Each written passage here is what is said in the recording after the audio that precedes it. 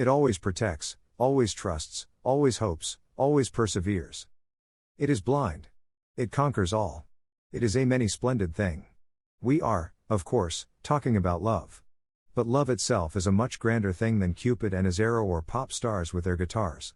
It can't even be contained by the sonnets of the world's greatest poets, yet still, they keep on trying.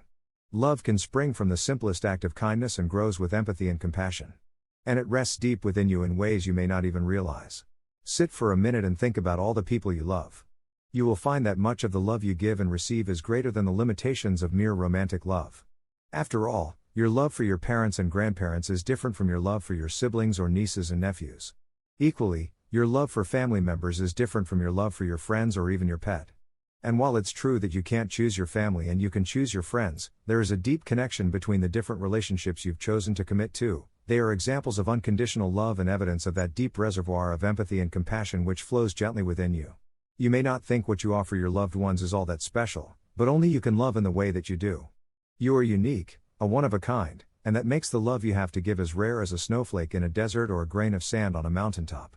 For a moment, consider what the lives of your loved ones would be like without you, and you will soon come to realize that all those small acts of kindness you've done for them over the years have benefited them in more ways than you can count. Of course, love is grander and more splendid still.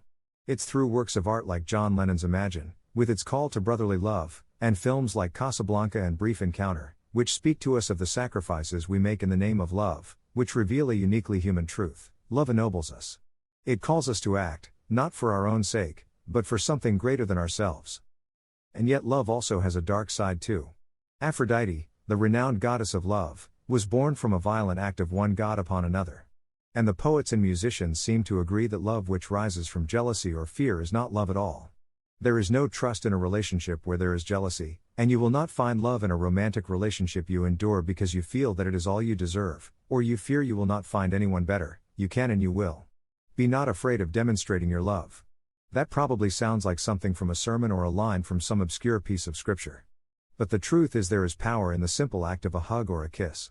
The power of a hug or a kiss with the words "I love you," freely given, can never be overestimated. It can take real courage to show your love, especially as we live in a society which doesn't feel at ease with deep, compassionate and unconditional love. There are still many people, far too many, who perceive love to be a weakness. And with the daily grind of life, it can seem a Herculean effort at times to reach out and give someone a hug and remind them that you care. It's easy to fall into the trap of believing that your loved ones know you love them. But even the most unconditional love such as that between a parent and child needs affirmation. And if the love you have to give is left unexpressed, then it is a love in chains, a love confined, a love trapped in a prison of fear. So, be brave.